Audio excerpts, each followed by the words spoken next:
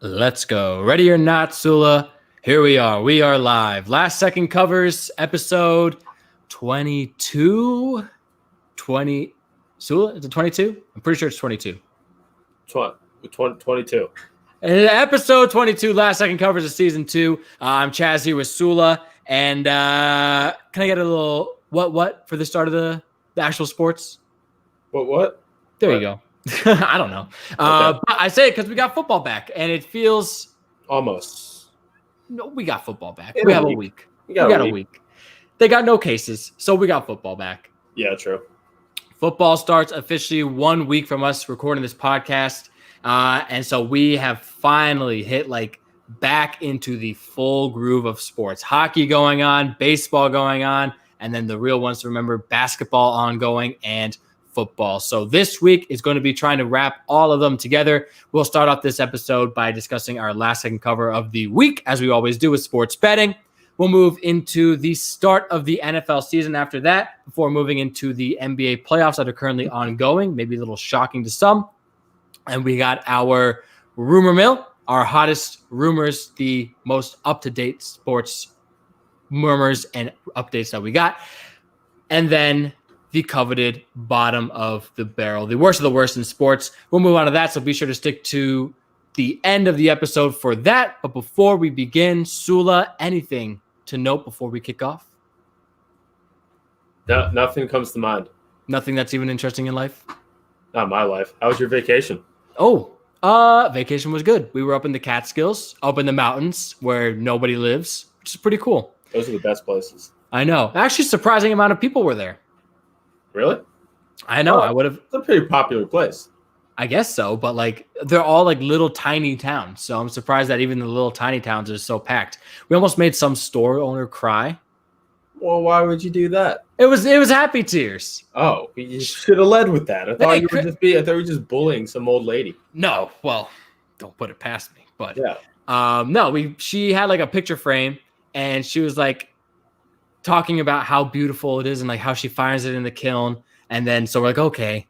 And then we walk to the store, we get her picture frame. She goes, "Really? This is mine." And I was like, "Yeah, it's great. It's beautiful." And so we're walking out, and then my girlfriend goes, "Oh, make sure have a nice day." And she goes, "I definitely am now. Thank you. Thank you." And I was like, "Oh, this is nice." Yeah. That just makes me sad, even though it sounds happy. Something bad, somewhat wrong in that lady's life. To where that I think she's just a hippie, man. Oh, so she was high, is what you're saying. No, she was not hot. High. Oh, high. High. She probably was a little high. Nice. Feel the vibes, man. I don't know. I'm not a hippie. I hate it. Yeah. I mean, we are right by Woodstock, so honestly, that probably is 1,000% what it was. She was high at 10 a.m. on a Thursday. So kudos. That's the dream. Dream team right there. Yeah. And speaking of dream team, that's what we got a little hint at our bottom of the barrel. But before anything else, did you catch my last second cover of the week? Did you catch the end or the entire game of Nuggets Jazz? Because that game sucked. I saw the last 3 minutes, which was awesome. No, it wasn't. The last 3 minutes were awesome. Why? It's a great defense. No, dude, they were just bricking shots. I don't know. I was watching Gary Harris literally body the shit out of Donovan Mitchell, not letting him touch the ball. I loved it. I don't think we were watching the same game, dude. I watched Jamal Murray graze shots off the front of the rim. Donovan Mitchell chuck balls up in the air. I thought it was pretty ugly. Oh, for most of the game, yeah. But last 3 minutes were fun. Well, that's where my last second cover comes in for this week. It's that Game 7 Nuggets Jazz. The Nuggets were just barely favored in this game. It's pretty much a pick-em. Denver was favored -1.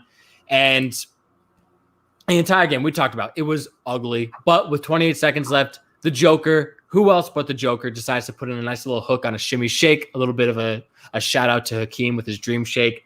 Puts a hook in with 28 seconds left, puts Denver up 2. And then it's kind of a little chaotic from there. A bunch of different turnovers. But finally, the Jazz get the ball. Conley misses the 3. Utah gets the rebound. Conley misses the layup as time expires, and the Jazz score a shocking 78, lose 78-80. Missed that last second cover. If you are a Jazz fan, that hurts. If you're a Jazz bettor, that hurts even more. You lost the pick 'em when they could have tied it all up. But even maybe more crazy than everything else, the over-under of that game was 218. Yeah. And the under hit by 60 points. Yeah. It was the 60. lowest. I think it was the lowest scoring playoff game in, I think, over 10 years. I don't remember the exact number, but I gotta say decades. Probably decades. It could have been. I mean, that looked like 1960s basketball from what I saw in the highlights. No, for real. It was elbows, aggressiveness, but also at the same point, nobody was able to get their shot going. No. Nobody.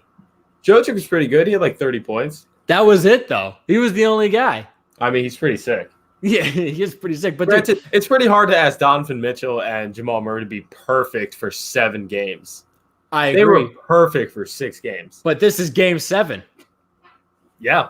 And they both were grazing shots off the front of the rim I or airballing. I just think neither of them wanted to play the Clippers. Probably what happened. Throw the game.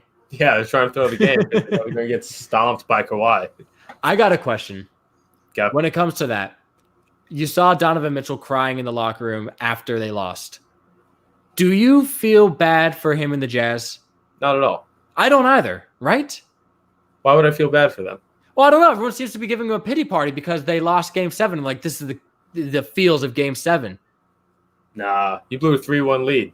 That's my rationale exactly, man. You couldn't have to get to game 7. Yeah.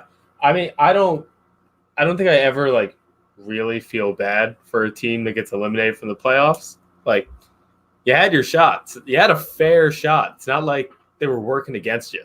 Oh, you had these shots. You're up 3-1. Yeah, exactly. Granted, we've seen it done in the past. We've seen that lead blown in the past, but 95% of the time, maybe higher, you win that series. That's on you. You blew it. Yeah, I don't know. I don't know where the justification for feeling bad for the Jazz are. And it kind of goes into a rumor I have next. But before we move into any of that, Sulu, why don't we get into your last second cover? What happened for you? So I'm going to go with just 2 nights ago, the Celtics and the Raptors in game 2. The spread opened. I mean, obviously Boston won game 1, absolutely destroyed the Raptors, which I don't think most people saw coming because when I was watching, ESPN or whoever else was watching, most people were picking the Raptors to actually win the series with Gordon Hayward being out.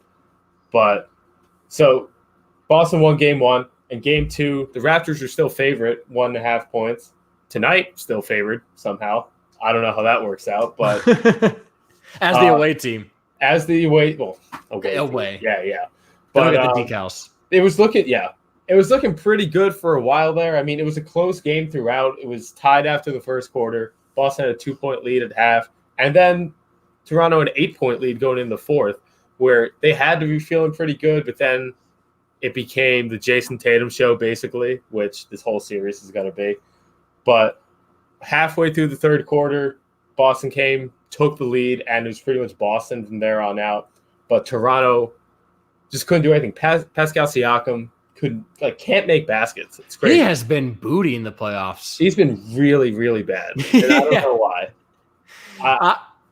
Go for it. I was going to say, I made the mistake of taking him tonight in fantasy for the first time in the entire playoffs because I saw he's been so bad. And I'm already regretting it because I can only guarantee by the time this podcast is over, he's got like 6 points. Yeah. I mean, he's got Jason Tatum is probably a top 10 defender in the league, possibly top 5. Like, it's tough when he's on you a lot of the time. And when he's not on you, they're going to throw Jaylen Brown on you. Like, they have a lot of bodies they can throw at this guy. But no Gordon Hayward. No Gordon Hayward, but it's not like the Celtics are lacking in talent. They are one of the most talented teams in the playoffs still. Mm-hmm. I chose them to pick the series. But what was the bet of the game? The bet of the game? Yeah, like what was the spread? 1.5. And the Celtics won by 3. Oh, not bad. Yeah. But tonight's game's 1, which is strange. Yeah, pretty much a pick 'em. Pretty much a pick 'em. And for a team that's up 2-0, I feel like you should be the favorite at that point, which I'm going to harp on a little bit for a second. The Heat are a 5-point underdog tomorrow night. Yeah. How that makes sense to me? Oh, it doesn't make sense to me. How that makes sense in general is beyond me. Well, I mean, it's just the rationale you're talking to our producer Matt of. They got to lose at some point. The Heat are 6-0 in the playoffs.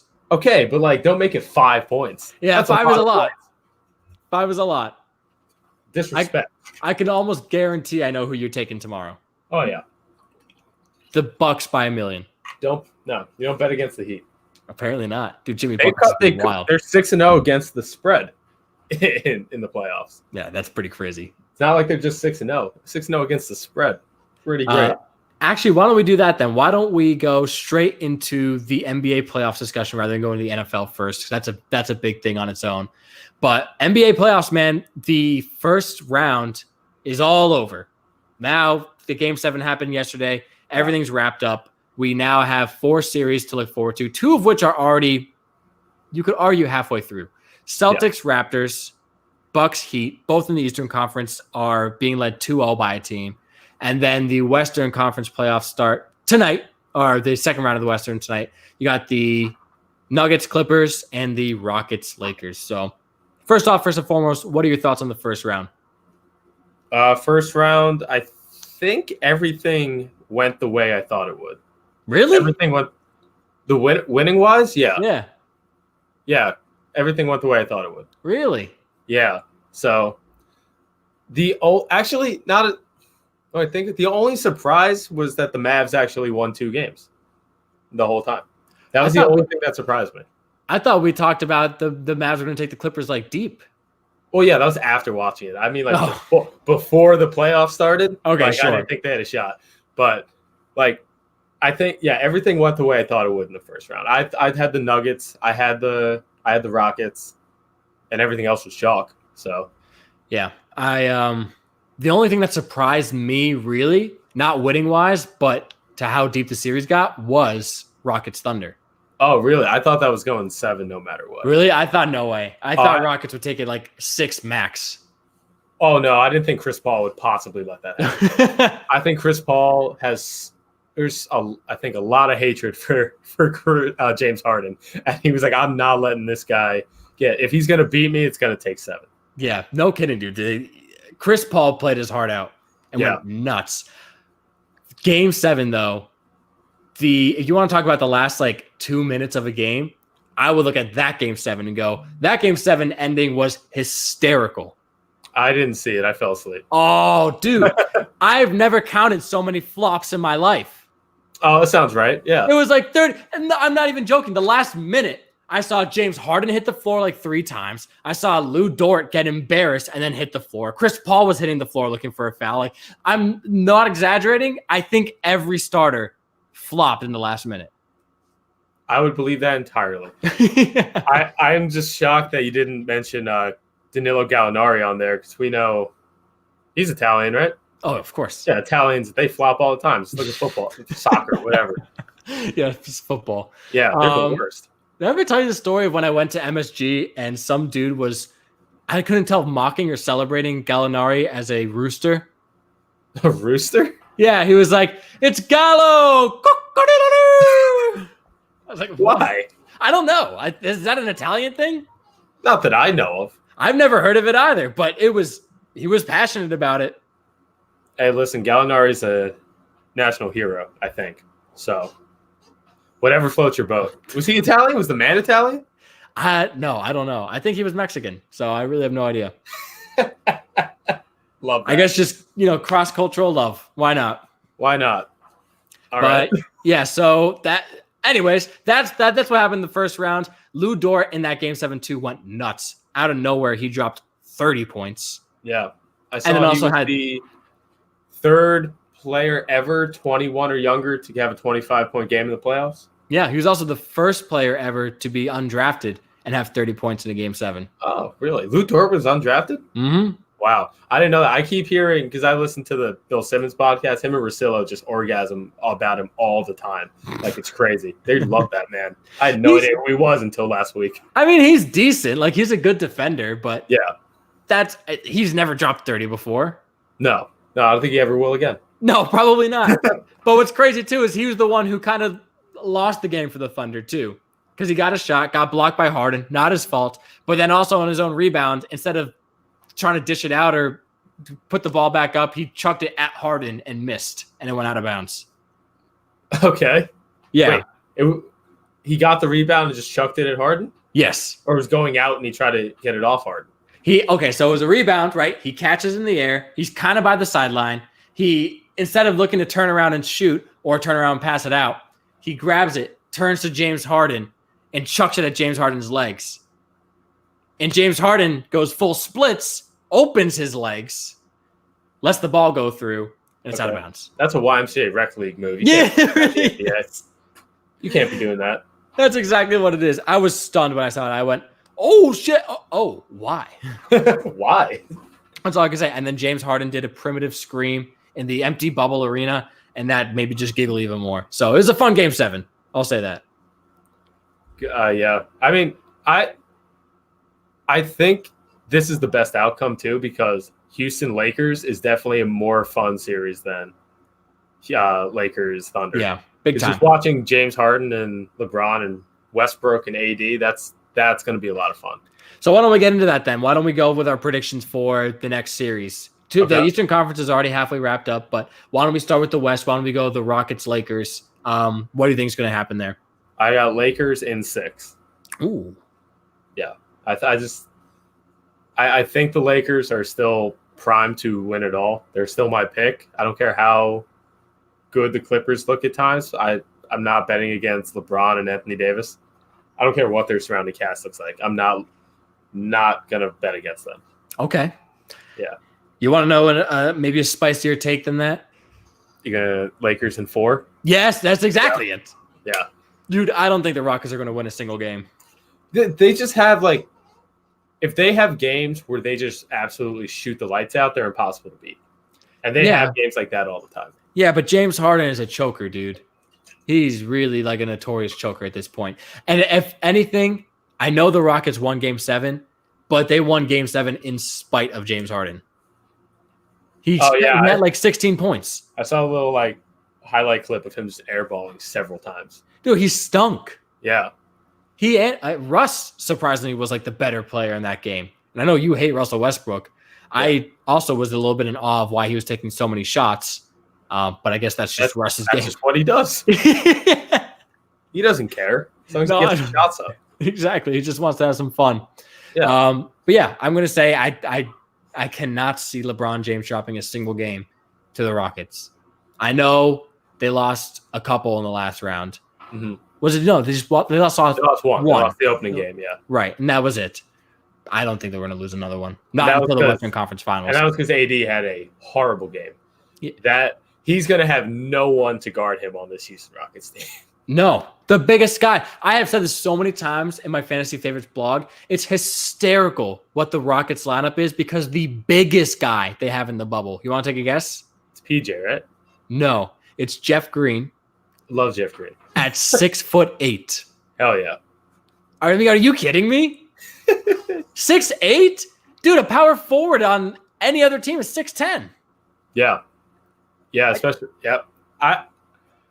I thought it was really stupid when they went this way when they traded Clint Capella. Especially because every time I watched a Rocket game, it was just give it to Clint Capella and he's going to score. It's either he's wide open in the paint or you alley-oop it to him every single time. He's also just a boards machine. Yeah. I mean, I get what they were trying to do. They're like literally the most modern team there is because all they have is 3-point shooters. But I mean, you can't be locked in every game, and this strategy is more likely to fail than succeed. That's why I think they're gonna have at least one, possibly 2 games where they shoot the lights out, and that's the only reason I have them going to 6. Well, that's why, as you bring a good point of them being like the more modern team, right? Trying to play a lot more small ball and get guys who could shoot. That kind of makes me confused as to why they have Russell Westbrook, though. I think they needed people to go to games. They lost Chris Paul and said, "Oh man, we need another star." Also, you need more than one star to win this league. Yeah, but Chris Paul is a star. Yeah, but Chris Paul hated that team. Yeah, he hated James Harden. James Harden. Yeah, I don't think he liked Mike D'Antoni either. No, well, I don't think a lot of guys like Mike D'Antoni. Yeah, he's on the hot seat. No kidding. Yeah. If he lost that Game 7, he would have gotten fired. Yeah.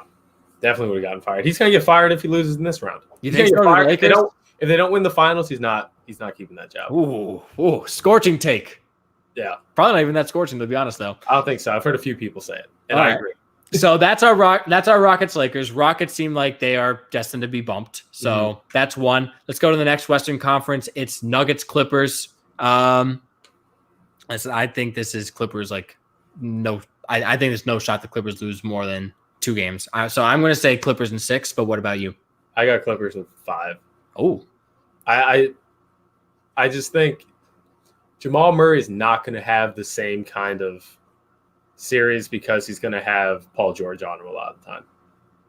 And he's a significantly better defender than Donovan Mitchell, who's basically a ghost out there. even with playoff P though, the curse of playoff P. Well, playoff P's bad on offense. His He is defense has never terrible been on the issue, except for when people shoot past 30 feet, in which case he tries his best. Yeah, fair. He's just had bad luck on those. Yeah, I just love how after Dame sank it on him, he just goes, "I don't care what anyone says. That was a bad shot." I get what he was saying. Yeah, I know it was not a well-advised shot, but he also is the best shooter from that range. So, Yeah, true. but I think we have pretty much the same outcome, right? Clippers early in the series. Yeah. My rationale, though, I think is different from yours. I think it's just because the Nuggets are exhausted. I agree with that. Yeah. The Clippers have played the Mavs took them to 6, so they got the extra game off of rest. But what told the story for me was Jamal Murray after they beat the Nuggets, after they beat the Jazz. The reporter, I don't know if it was Doris Burke or not talking to him, but they're like, "We'll see you in 2 nights," and he was like, "We have to play in 2 nights," and it was like, "Oh sheesh." So I don't think if there's any indicator of how tired they are in the bubble, like that is it. Jamal Murray just told you. Yeah. I will say it'll be better considering that they don't have to travel. They don't have to do a lot of stuff they would usually have to do in the playoffs. So I think they can bounce back a little better, but you're right. 7 games is just it's a lot of basketball. I mean, granted, these guys are in amazing shape. There's some of the most I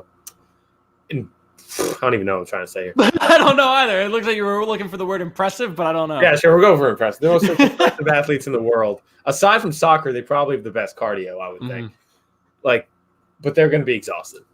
Listen, I don't disagree at all. Like you could see in Game 7, both teams were exhausted. Like we were talking about, like they were grazing shots off the front of the rim, wide open threes, weren't even getting close, and that's why both teams shot 37 and 38% from the field. Like horrific shooting on not even contested shots. Mm-hmm. So I don't think you recover that much stamina in time for Game 1. And even if you do, even if they somehow steal Game 1, the Clippers are much more rested than that.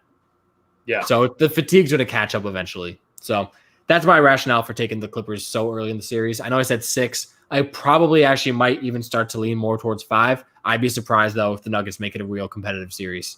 I would, too. I don't think the Nuggets or the Jazz had a shot no matter who went on. So, But, 5 seems right. I think the Nuggets have too much talent to not win a game. All right. So Western Conference seems like it's pretty much locked. Seems like it's going to be Lakers-Clippers, which I think everyone wanted. But going to the East also seems locked. It really honestly might be. Celtics-Raptors is Celtics already up 2-0, and let's get a little live update here. As we are playing this game, or as we're playing the game, we're not playing. As we record this podcast, the Celtics are up 33-28 on the Raptors at the end of the first. Yeah. Is it over? That series is over. You think so? Yeah. I don't see any way the Celtics drop 4 of the next 6. No way. Not against the Raptors. Dude, I don't know. They have out of the 3 best players in the series. You think so? Tatum, Brown, and Kemba. Who on the Raptors is better? Well, Siakam, I would say, is not. He hasn't been playing like trash. He has played like trash, but I would say he's a better player overall than Kemba Walker. I love Kemba, but I think he's a better player than Kemba Walker. Is that because Kemba's 5'9"? It's because Kemba's 5'9". You're height shaming Kemba. I'm not height shaming Kemba, but listen, if he was 6 foot, it better help his case. Yeah, that's fair. I take him over Siakam though. Especially right now. Okay, right now. Okay, yeah, I'll take Kemba right now over Pascal Siakam. For my team, though, I would take Pascal Siakam. Okay. I also, and I don't think a lot of people would agree with this, but I also would take Fred VanVleet over Jason Tatum. Or not, sorry. Whoa. Wrong player. Not Jason Tatum. Jaylen Brown. I would 100% take Jason Tatum, but I would take FVV over Jaylen Brown. I mean, you're allowed to have your wrong opinion, but that is not a wrong opinion, dude. Fred VanVleet is a beast. So is Jaylen Brown. Yeah, but Jaylen Brown doesn't get the assists and rebounds that FVV does. No, but he does all the little things. He's a good defender. He can score. Like I like Jaylen Brown a lot. When he gets hot from three, he gets hot. Fred VanVleet could score though. He's also a great shooter. Don't forget about Marcus Smart, who made, I'm pretty sure, 6 threes in the fourth quarter. Yeah, well, Marcus Smart, I will never understand Marcus Smart as a player, bro. He doesn't make any sense at all. No, because he can shoot lights out one day and then be absolute ass the next. He is the most unpredictable, inconsistent player in the entire NBA. But he either makes 6 threes in a quarter or trips over his own feet. Like there's no in between. But he is a scrappy, good defender, so I'll give him props there. Yeah. But in terms of the series, I'm going to say that I'm going to bite my tongue because if the Celtics win tonight, then it's probably not going to happen. But I'm going to say the Raptors take them to 7. I think the Celtics win. I think the Celtics win in 7, but I'm going to take the Raptors to take them to 7. Okay. Even down 2-0. All right. I'm going to go Celtics in 5. All right. That is a big difference. Yeah. I just think they've looked so – the first game, they just dominated them. And then the second game, they almost just like waited it out, kept it close. They were like, all right, now we win the game. Like, it just seems like they are a better team all around. They like playing with each other. I can't say they're better coach because Nick Nurse is is a goat. Yeah, Nick Nurse is amazing. As much as I love Brad Stevens, I can't. Right now, the past 2 seasons, Nick Nurse is making me eat my words a little bit. That's what the H&R block advantage is, man. Nick Nurse. But I just think the Celtics have looked so much better this series. They've looked better in the playoffs overall because, the Raptors have to play the Nets. Like, that meant anything. Yeah, they blew them out every game. Yeah, but it's the Nets who were the G League team. Yeah, Karis LeVert was looking pretty good, though. But that's one dude. I know, that's really it. The next best player was Timothé Laou Calvare. I would never know how to pronounce his name. But yeah, okay. I don't think TLC. TLC. I say 5. All right. So you got Celtics in 5. I have Celtics in 7. Yeah, it's going to be tough because if the Raptors lose tonight, I say there's no chance they take them to 7. So by the time this podcast is out, you'll know if Chaz is already off the hot seat and already out of the window because there's no way you come down from 3-0 to take it to 7. So we'll see with that. The other game in the Eastern Conference, the other series is the Bucks Heat, and I know you are dancing in your pants over there for your Heat.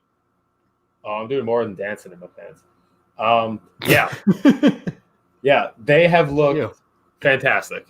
The best part about this Heat team is that they just don't give a fuck. They don't care who's on the other end of it. They don't care that that's Giannis, the MVP, going to be 2-time MVP probably. They don't care at all. They go right at him. They bump him. They don't let him get easy shots.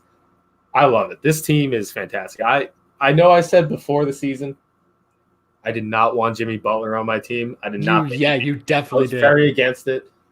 He proved me wrong. He loves the atmosphere there, the culture there. He fits in perfectly, and everyone's just like him. They want to be annoying. They want to, like Goran Dragic's he's an asshole on the court, and I love it. Oh, he's great, dude. He's been my fantasy king. Dragic. Yeah, he's awesome. He scored at least 20 points in every playoff game so far. They've looked incredible, and I think they win the series in 6. Because if it goes to 7, I don't think they win it. If it goes to 7, I don't think Giannis will let the Bucks lose, so I have to say in 6. Okay.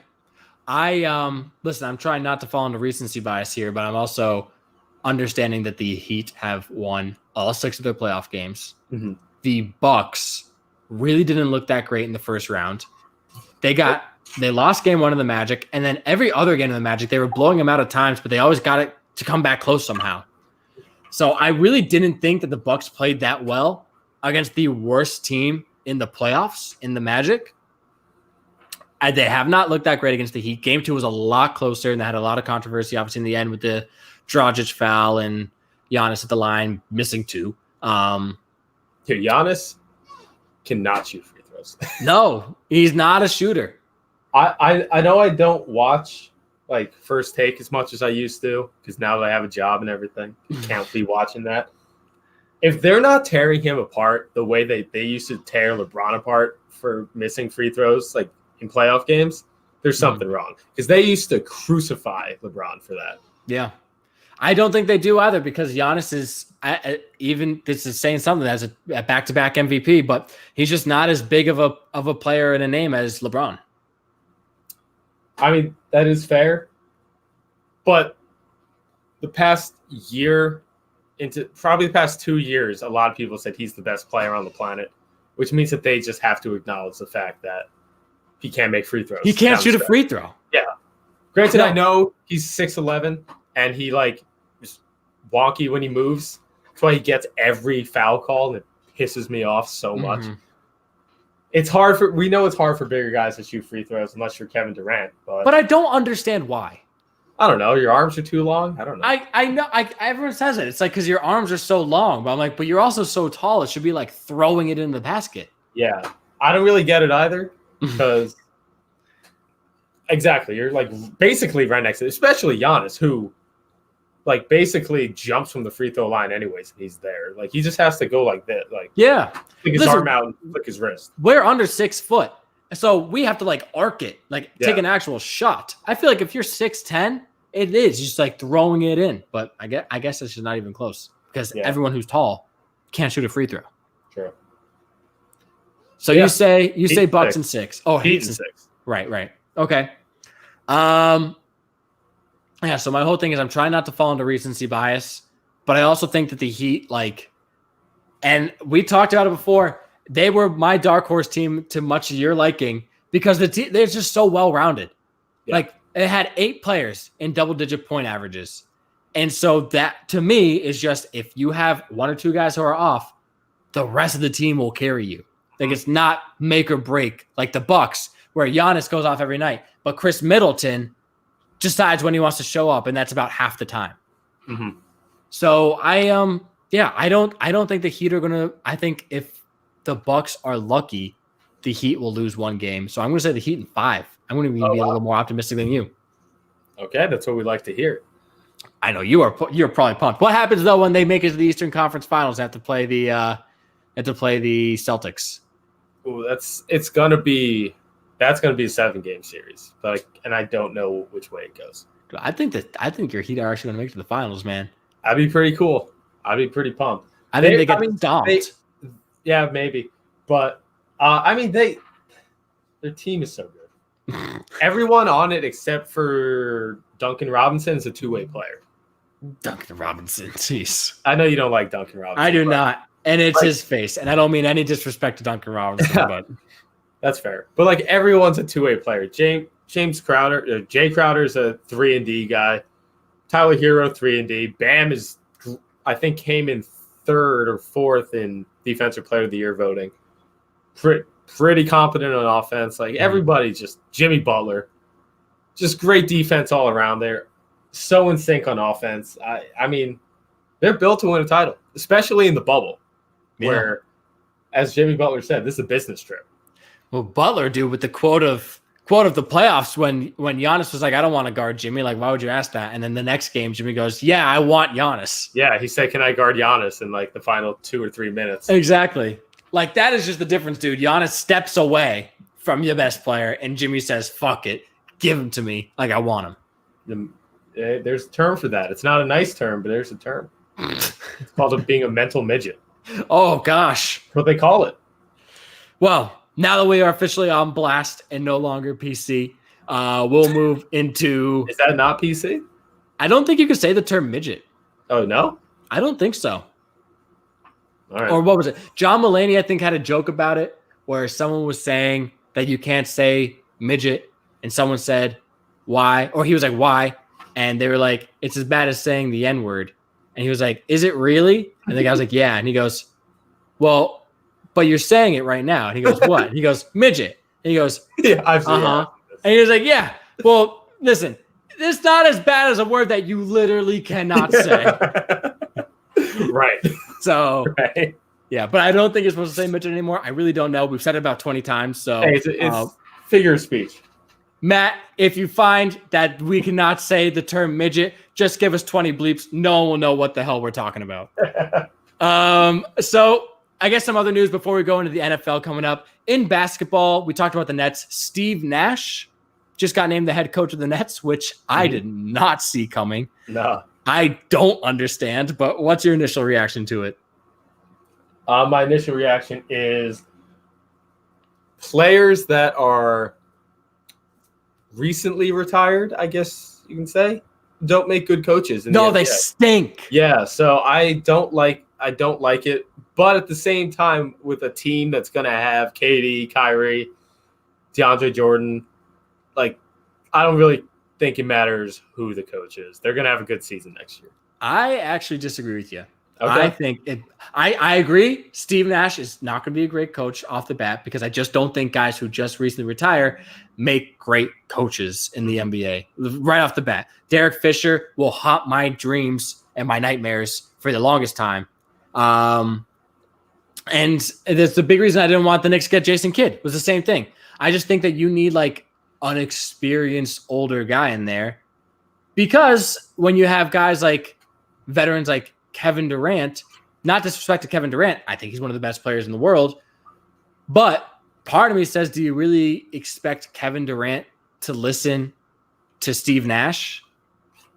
I think he would, only because like Steve Nash carries a little more clout than I think Derek Fisher did, or even Jason Kidd. Like Steve Nash won an MVP. Like he's obviously going to be respected in the world of basketball. So I think these guys are going to respect him. Maybe not as a coach, but I think he's going to walk in and they will at least have some sort of respect for him. I don't think they won't have respect for him, but I do think that if things start to go south, they'll be out. No one's going to listen to Steve Nash.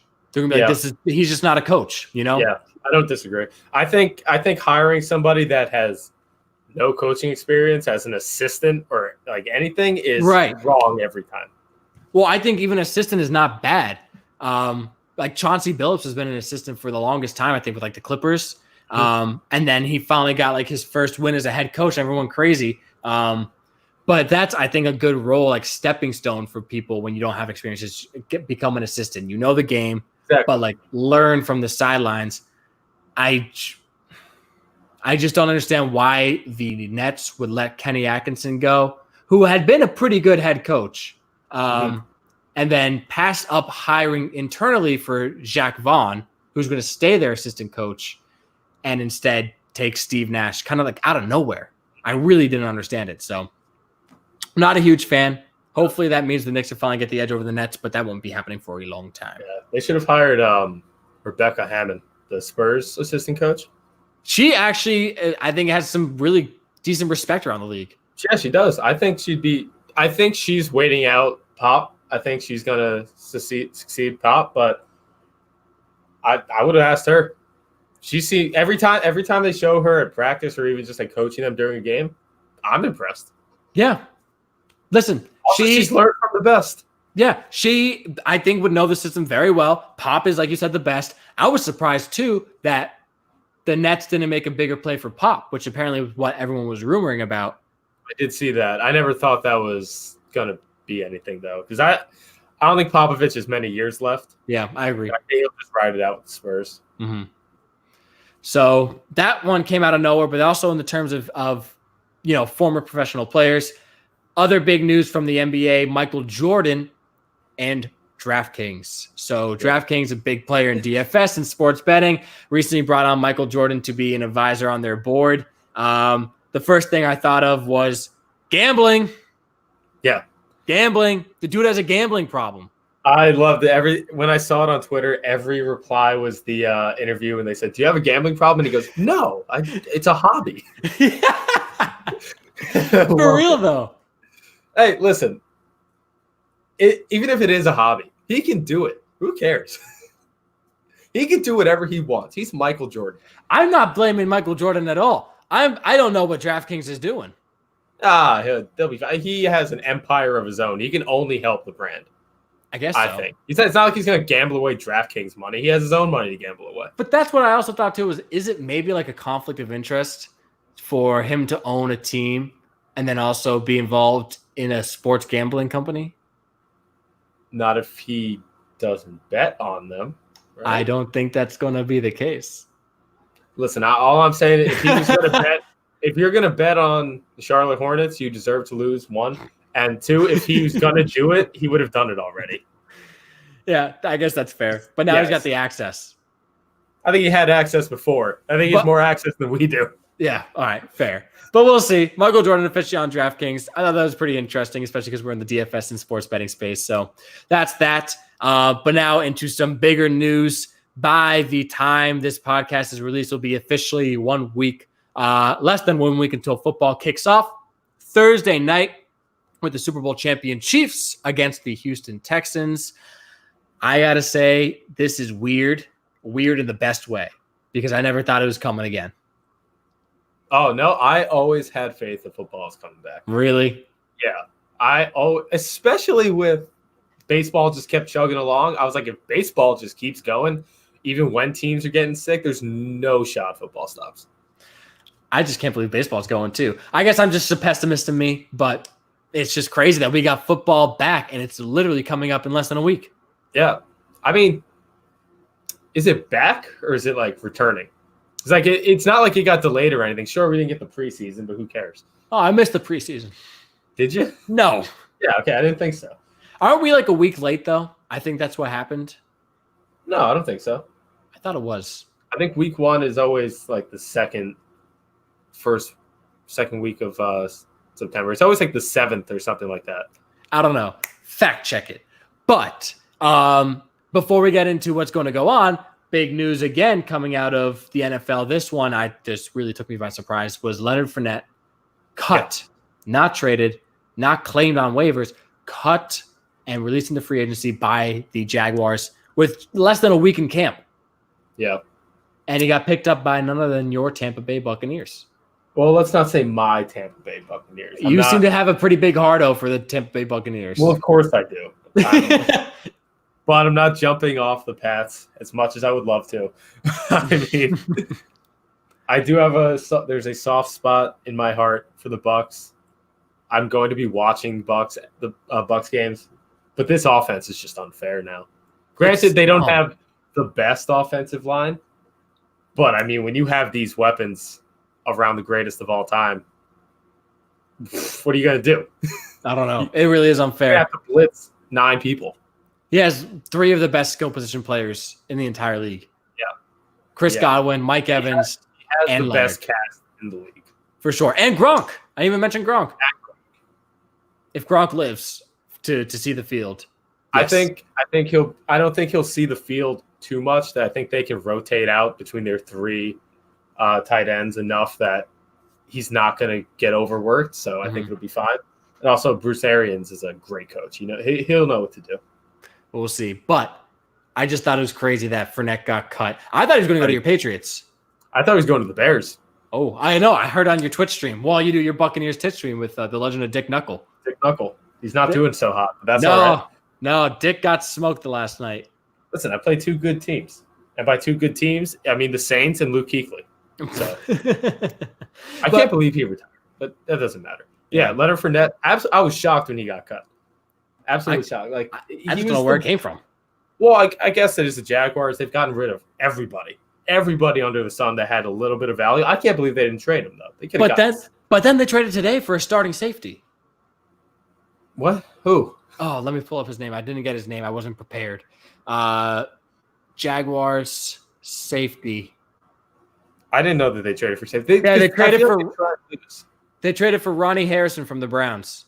Oh, I did see that. Okay, strange. But they traded Calais Campbell. They got rid of everybody. Again, and then they brought in someone else. I just don't really understand what they're doing in Jacksonville. They ever get rid of what's his name? Ngakoue? Nope, that's the fighter. No, Ngakoue. Ngakoue. Yeah, they traded him to Minnesota. That's right. Mm-hmm.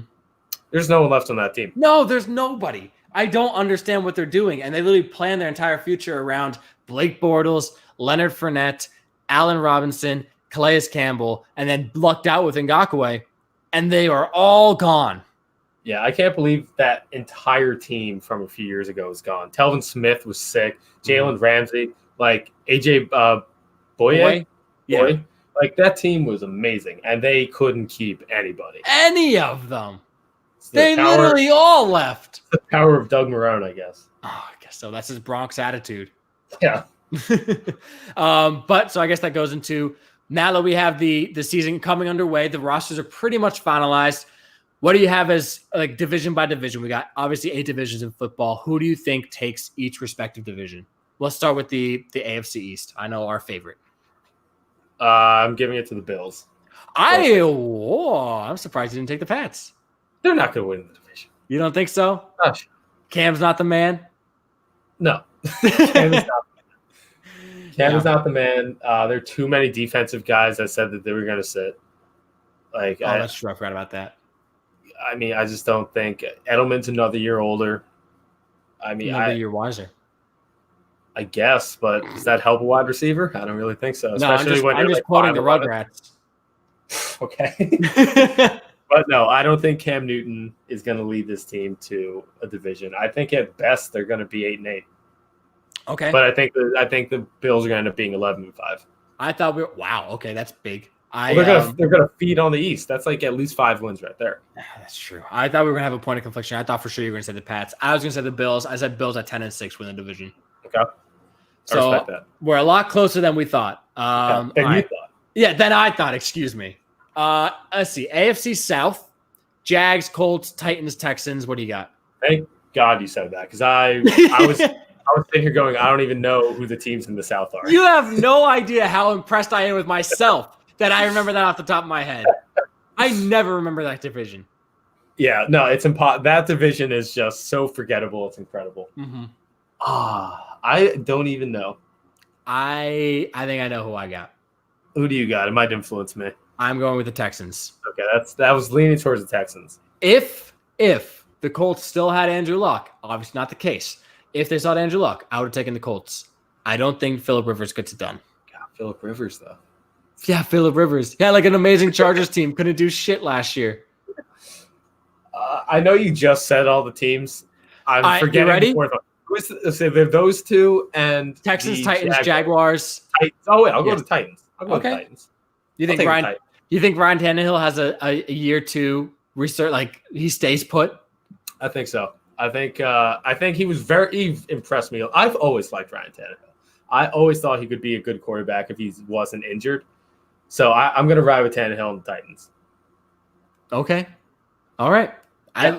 I don't think the Titans are going to have as much success as they did last year. But I suppose you can't knock a team for going to the AFC Championship game. But we saw the last time an AFC South team went to the AFC Championship game, it was the Jaguars, and they completely fell apart after that. Yeah, but that's the Jaguars. That's not the Titans. It's fair. All right, AFC North, we got Bengals, Steelers, Ravens, Browns. I can tell you one team I'm not going to be taking. That is the Browns. Really? You're not going to go with the Browns, but I'm Bengals? not. You think the Bengals have a better shot? I also will not be taking the Bengals, Okay. but I specifically will not be taking the Browns. Okay. I am not a Baker believer like you are. Yeah. I will be going with the Ravens, probably the chalk pick there, but they were the best team in the entire league last year, albeit they did not win the Super Bowl, but best team. Lamar Jackson just won off an MVP. Even if he takes a step back, you're talking about a step back from the best season that he's ever had. So I'll be taking Ravens. I'm going to have to agree with you. It's going to be the Ravens. The Bengals are not going to do anything this year, especially even with Joe Burrow, because there's no OTAs. Like, he didn't have a ton of time to, like, be with his teammates, get his practice in. Like, he's already at a disadvantage. Mm-hmm. I do think the Browns are going to be a wild card team because their defense is really good. They improved their offensive line. I think they're going to be a wild card team, but the Ravens are the easy choice. Granted, they just lost Earl Thomas, but that's all right. Yeah, I don't think they really care. don't think so. Who got Earl Thomas? I don't Did know. anyone? I have no idea. I don't know if anyone signed Earl Thomas. Well, we can look it up. That's true. We The have power of the technology. Earl Thomas is a free agent. That's what I thought. Okay, cool. Yeah. Cowboys All right. haven't picked him up yet? Shocking. No, that is pretty shocking, especially because he wants to be a Cowboy, but I guess the Cowboys don't want him. Cowboys cut Clinton Dix? I have no idea what they're doing. What the? Okay. So we'll move on to them after the AFC West. AFC West, you got Broncos, Chargers, Raiders, and Chiefs. Yeah, I think we both know. Yeah. Yeah, it's a Chiefs. I don't even think we have to talk about it. No, Chiefs. You have the best player in the world. Although, I think the second wild card team comes out of there. Who? Raiders. No. Yeah. Dude, Raiders going to be a wild card team. You they're gonna watch. be the worst team in that division. No. You watch. Yeah. Nope. You watch. I will watch. I will watch the Raiders take fourth place in their first year in Vegas. Okay. We'll see. All right. Bet. Okay. All right. NFC. Let's round table quick moves. You got NFC East. You got the Giants, Cowboys, Eagles, and no longer the Arbors. It's the You Washington. almost slipped. I know. It's the Washington football team. It would have just been factually incorrect at that point. Yeah. Definitely would have been correct, but you got to go Cowboys. Really? Yeah. All right. We have a disagreement. I'm going to go with the Eagles. They were my second choice. Well, yeah. Well, you're not talking much competition after that. No, I just think the Cowboys, I think they're going to end up signing Earl Thomas, being that they cut Clinton Dix, but they just have so much talent on that team. Who they draft, CeeDee Lamb, like their offensive weapons they put around Dak are so good that if he can't succeed with that offensive line, those weapons, that running back, they should have a top 5 offense in the league. Okay. Offense, I think I can't disagree that they're going to be incredible. Like I really can't. As much as I want to, I cannot. But their defense, outside of DeMarcus Lawrence, I don't know if it's going to be like the best. They just lost Byron Jones. They don't have a lot of safeties, so we'll see. I think the Eagles, but that's more of like that's going to be kind of a battle it out. Yeah. The only reason I would pick the Eagles is because of Carson Wentz. Yeah. If he's healthy, he's great. Exactly. But All right. NFC South. Bucks. Who's in the NFC South? Bucks, Saints, Panthers, Saints, Falcons. Okay. I can just remember the team that's the most prominent right now. All right, you go first on this. Yeah, the Saints are going to win the Yes. South. Yeah. They have the best. I think they have the best roster in the entire league. Ooh. What? I was a little surprised that they were even thinking about trading Alvin Kamara. I think that was just to scare him to come back to practice. Yeah. He showed up to practice the next day. Yeah. So That's how you work out running back solutions. Key to the Jets because the mess with Le'Veon Bell is just ridiculous. is it still going on? No, he says they're fine, but they've said that like 5 different times in the last year and a half. So, Okay. like, you tell me what's fine. Yeah, you're not going to keep saying it's fine if it's fine. Yeah, it's fine. Yeah. It's fine. Yeah, that was like I'm going to be a little vague here, just to not say what happened. But like someone sent me a picture the other week Mm-hmm. and just kept saying "lol," and I was like, "Oh, these aren't happy lols." What? Like, you know, when like you see some and then you like start laughing, but you can like kind of tell like, oh, that's not a happy laugh, that's a sad laugh. Oh, they're a little bit of a despair. Yeah. I It's like, oh, gotcha. you're trying to hide something. LOL, save me. Yeah. Yeah. Okay. Le'Veon Bell is sad little guy. So Yeah, sad there it little is. All right. So NFC North: Vikings, Bears, Packers, Lions. Ooh, I guess Kind of a tough Vikings. Gotta go Vikings. You're gonna take Vikings? I don't want to take Kirk Cousins. I don't Like, either. What choice do I have? It's not gonna be the Bears. It's not gonna be the Lions. And part of me says it's not gonna be the Packers because they just were not that good last year. Wait, that's not true. They went to the NFC Championship game. What am I talking about? I'm going to take the Packers. I was thinking of 2 years ago when they went like 6-10. I'm just going to stick with the Vikings. Because adding the guys whose name I can't remember. Ngakoue. I think that helps their defensive line a ton. And they lost Stephon Diggs, actually, now that I think about it. But they got Justin Jefferson. Doesn't really replace Stephon Diggs, No. I don't think. I think I'm talking myself into the Packers. Not that they did much to improve themselves, but they did win last year. I just don't understand why they drafted Jordan Love in the first round. You could win right now, but don't. They could have gotten him in the second too, probably. But that's the Packers way. Yeah. I guess they know best. They know how to piss off their franchise quarterbacks. Yeah, that they do. Maybe that's what they're trying to do, is just get a little fire under his ass. Yeah. You know what? I bet that's it. That's it. Yeah. So let's see. We got last one, NFC West, Niners, Seahawks, Rams, Cardinals. Probably the best division right now. Oh, really? I thought the South was the best division. I would go personally with the West, and I'm going to go with the team that also went to the NFC Championship game last year, the Super Bowl last year. I'm going to take the San Francisco 49ers.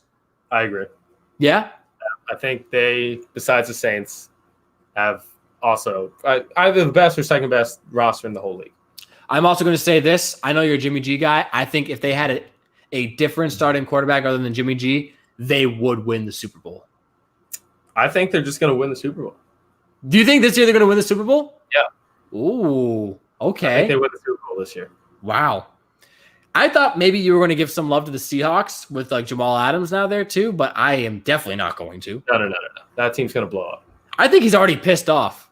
I think, yeah, probably. I think a team that has Jamal Adams and Josh Gordon on the same team is just destined to blow up somehow. That is true. Josh Gordon, man, that is hysterical that he's back on that team. I love Josh Gordon. I do too, but it's just he in and out, like snip snap in the office. Yeah, I get that. But I love him. When he was talking about him in high school that he would get drunk before games just to prove that he was still better than everybody, I was like, that's the coolest shit I've ever heard. You were literally that good at football. He's an absolute beast. No denying. Hopefully he can just stay in the league. Yeah. All right, so you said Niners are going to win the Super Bowl. That prompts my last question of the NFL. Who is going to make the Super Bowl and who will win the Super Bowl? I think it's going to be a rematch. It's going to be Chiefs, Niners again, except the Niners take it this time. Wow. Yeah. I'm going to say the Super Bowl this year is going to be the Chiefs. I know, shocking. And I'm going to put the Saints in there. Yep. I'm going to the Saints go into the Super Bowl, and I think the Chiefs win again. I think they go back-to-back. Yeah. Oh, really? I think they go back-to-back. I wouldn't be shocked, but I would just hate to see that. Why? Do you really want to see the Chiefs become the Patriots?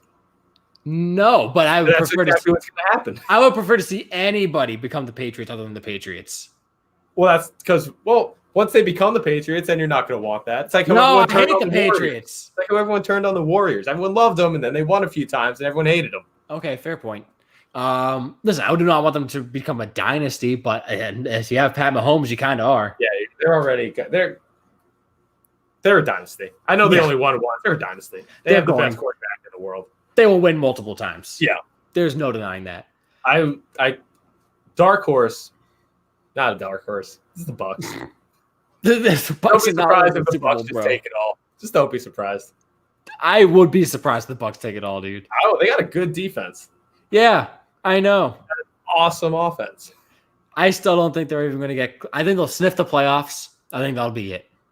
Sniff it. Like they'll be close to getting in. Yes. Oh no, they're going to make the playoffs. Oh, we'll discuss this on our bottom of the barrel.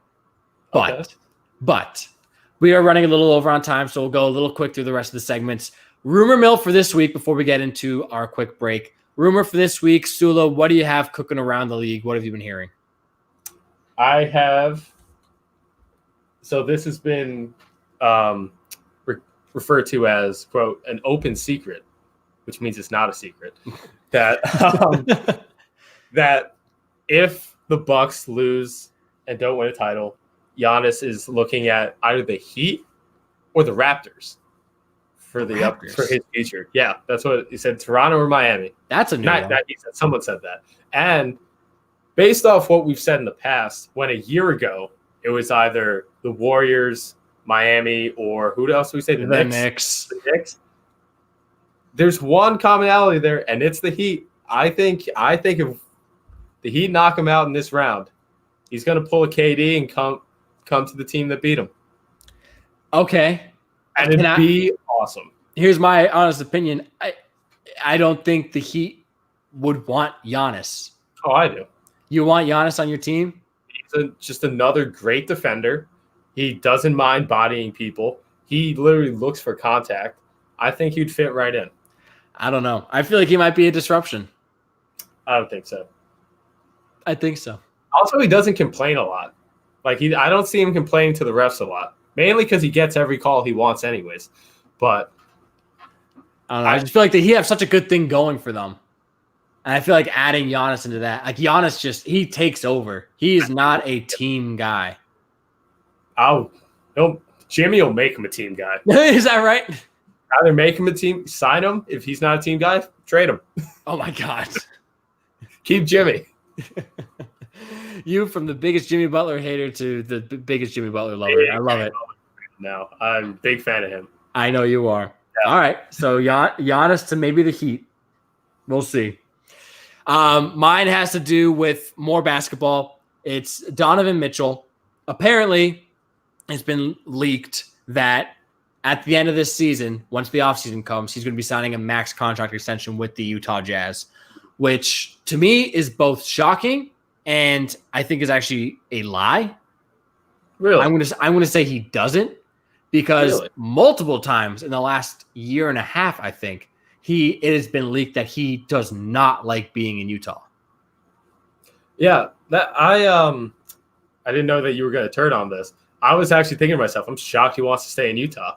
Yes, I don't. This is the rumor I hear, but I don't think it's going to happen. If it does happen, I'd be sincerely pretty shocked. I'd be shocked too. I don't. Granted, I think as we've learned on Twitter, Utah basketball fans, Jazz fans are pretty nuts. They love their Jazz.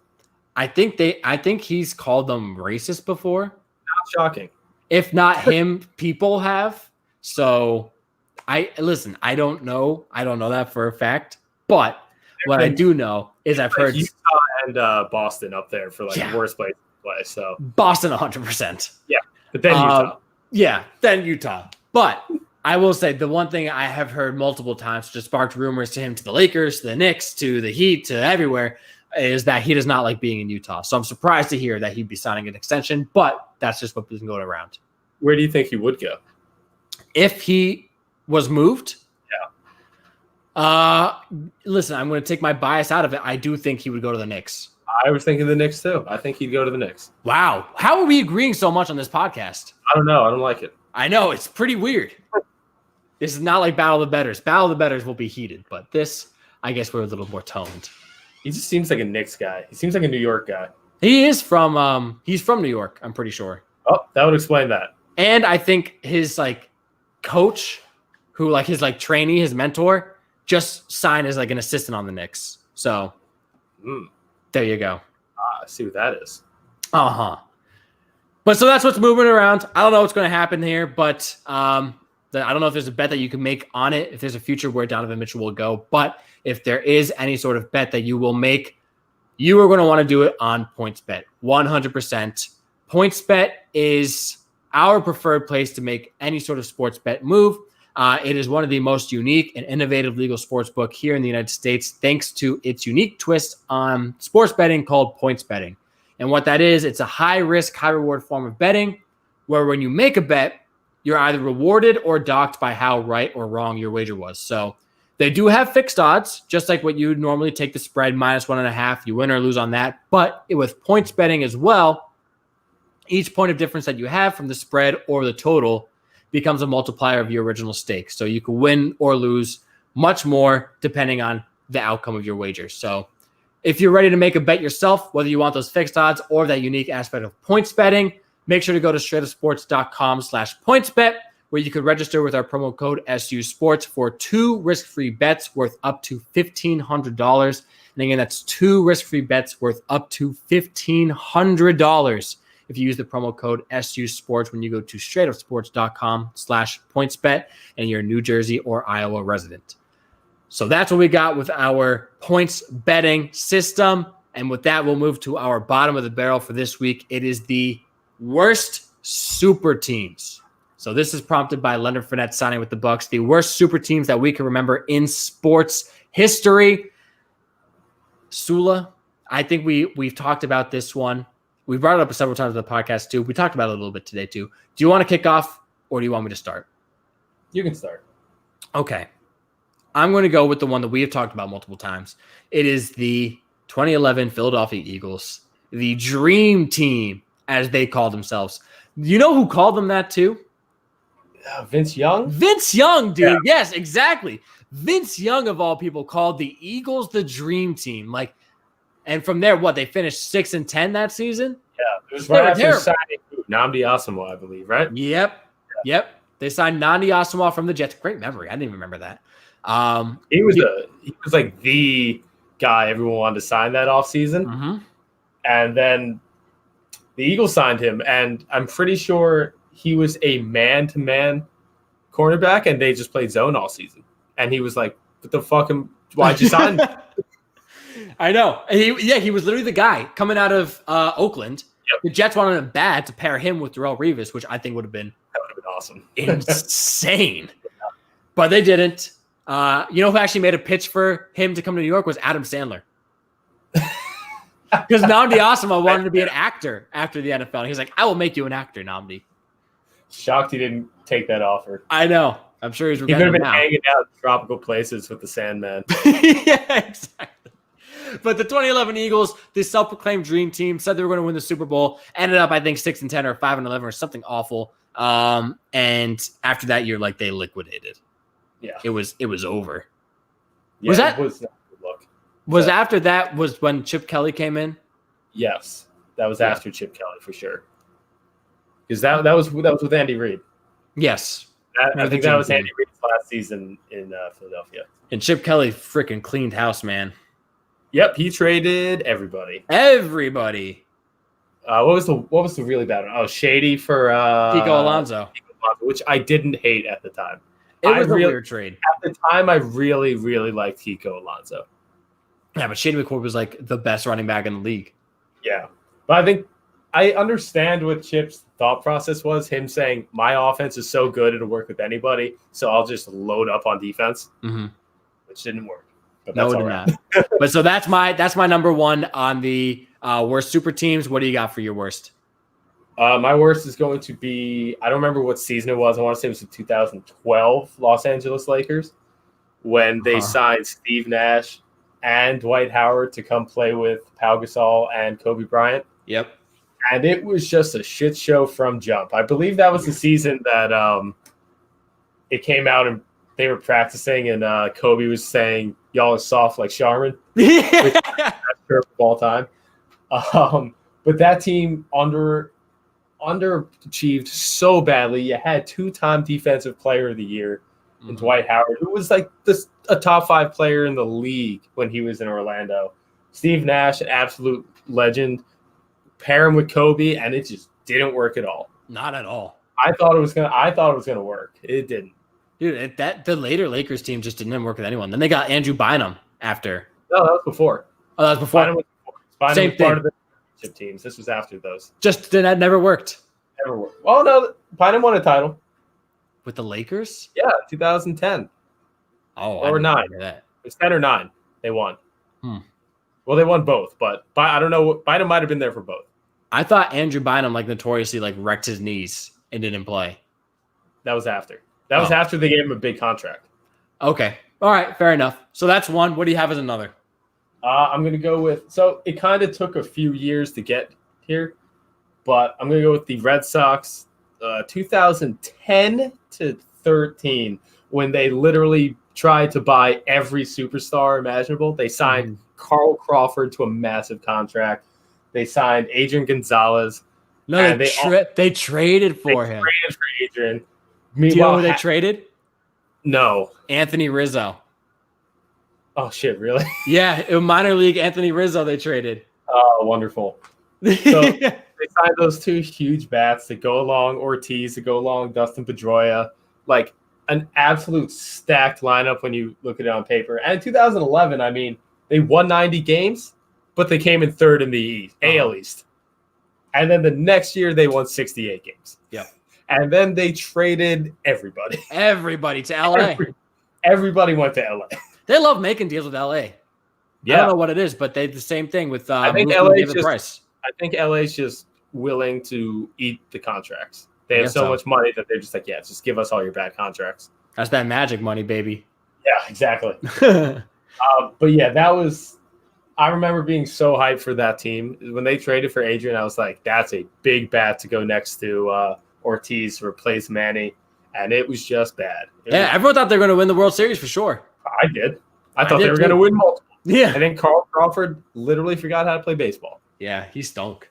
Yeah. I think when they traded him to LA, I don't even think he played. No, he was not that good. I remember him being in LA, not that good.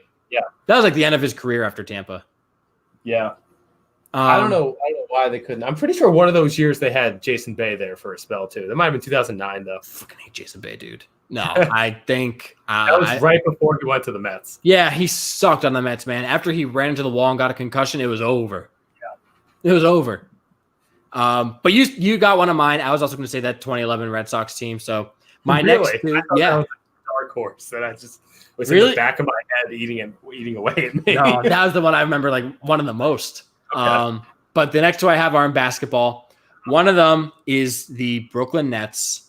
When it has to be, right? When they started, they first moved to Brooklyn, made every move. They traded all of their assets to Boston to get KG, Jason Terry. Who was the last player in that move? Paul Pierce. They got those three. They had Darren Williams. They had Brooke Lopez. It was supposed to be like the mega team, and they really were just not that good. I think they made the playoffs as like a 7 seed. They made it to the second round. Well, didn't do much after that. No. They got destroyed after that. But that was it. Like they were like coming off the Celtics high. Everyone thought KG. I don't know why they made this move. They traded all their first rounders for like ever. And they were fine. They were fine in Brooklyn, but they didn't do like anything. So after a couple of years, like it was over. Joe Johnson and Darren Williams were like the last guys standing. And then I think Joe Johnson got traded and Darren Williams got bought out. So a quick little dynasty there in Brooklyn. Didn't amount to much, but they tried. No, in fact, it destroyed their organization for a long time. Yeah, and they were trying to get Dwight Howard too. Oh, man, that would have been even worse. I know. They would have fucking exploded. KG would have murdered Dwight Howard. Bullied him out of the building. Easy.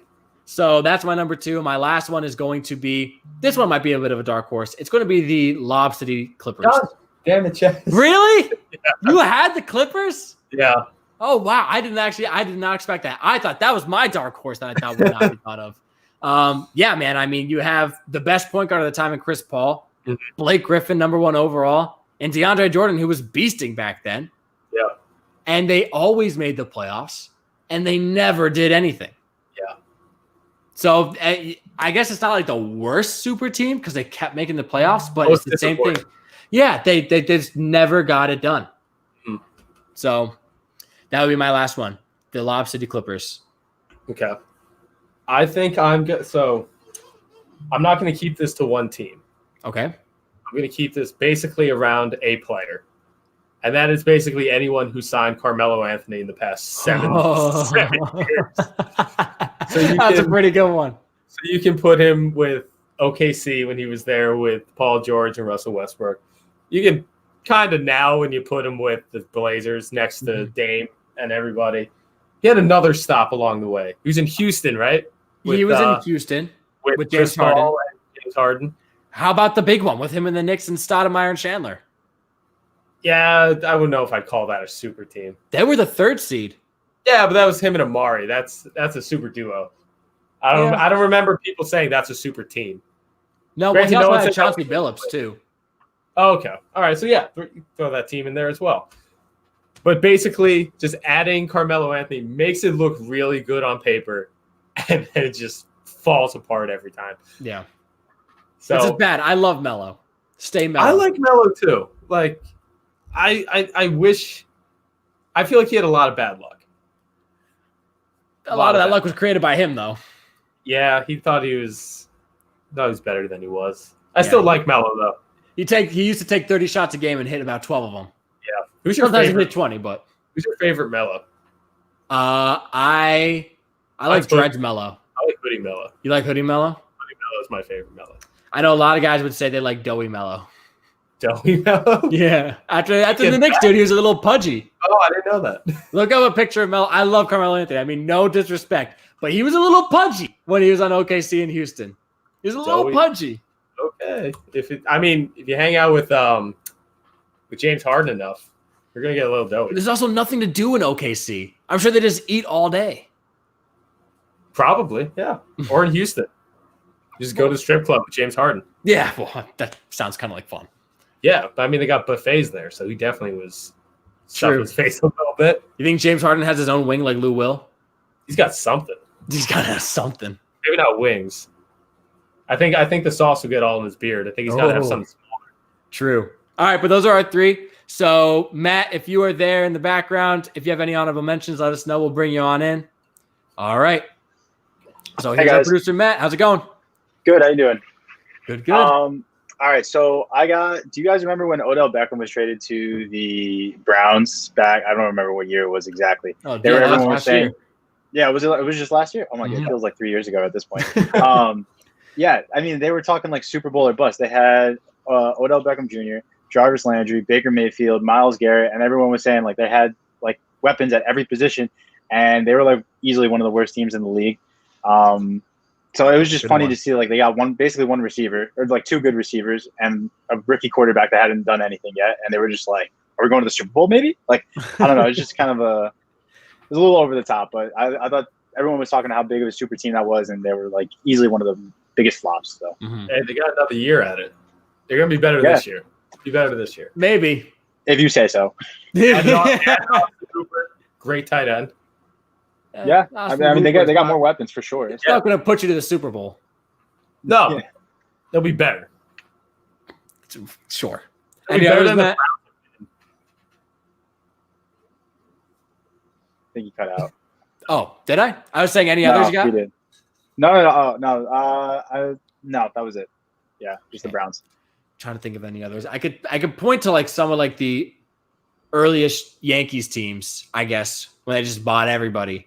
I mean, you could do the now Yankees teams. I mean, you literally have like from the like this year, you had like it was same thing, championship or bust. They have like 5 players injured.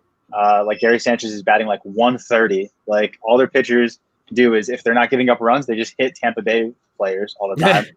So it's just like it's just a dumpster fire. But that at least looked pretty good. They just got walked off against the Mets. That's awesome. I love to hear that. Is that today? Yeah, it just happened. Pete Alonso hit a 2-run dinger. Ooh, thank you for ruining my night. I appreciate that. But yeah, so that's all I could think of too on my end. So any other honorable mentions before we hop off? I mean, if we're gonna add the Yankees, you can add the Dodgers in there. That's one I was thinking of is like the Dodgers, they have another shot at it this year, but they get there every year and they don't do anything. Yeah, they lose every time. Joke artist. That's fair. I was thinking the same thing, and it didn't quite make my top 3, but I like it. All right. But guys, that's our time. We went a little over, so apologize for that. That's a lot of bantering from Sewell and I, but we try to make it wrap in. So that has been Last Second Covers, episode 22 of season 2. If you caught this on the YouTube live stream, thank you for tuning in. We love the support that you guys always give. If you just want to drop a sub on the YouTube channel to stay up to date every time we go live, we love that so you can stay notified. If you caught this on our podcasting platform the day after, whether that's Spotify, iTunes, Stitcher, Google Podcasts, any major podcasting platform, you name it, and we are there. All we ask you to drop a 5-star and leave a comment on what you liked about the show so that we know what to keep on moving forward with going forward. So, guys, thanks for tuning in. We are officially a week away from the start of the NFL. We are pumped, and we will be ready to talk about that next week. But until then, guys, stay safe. We love you, and we will talk to you next week. Peace. Peace out, guys.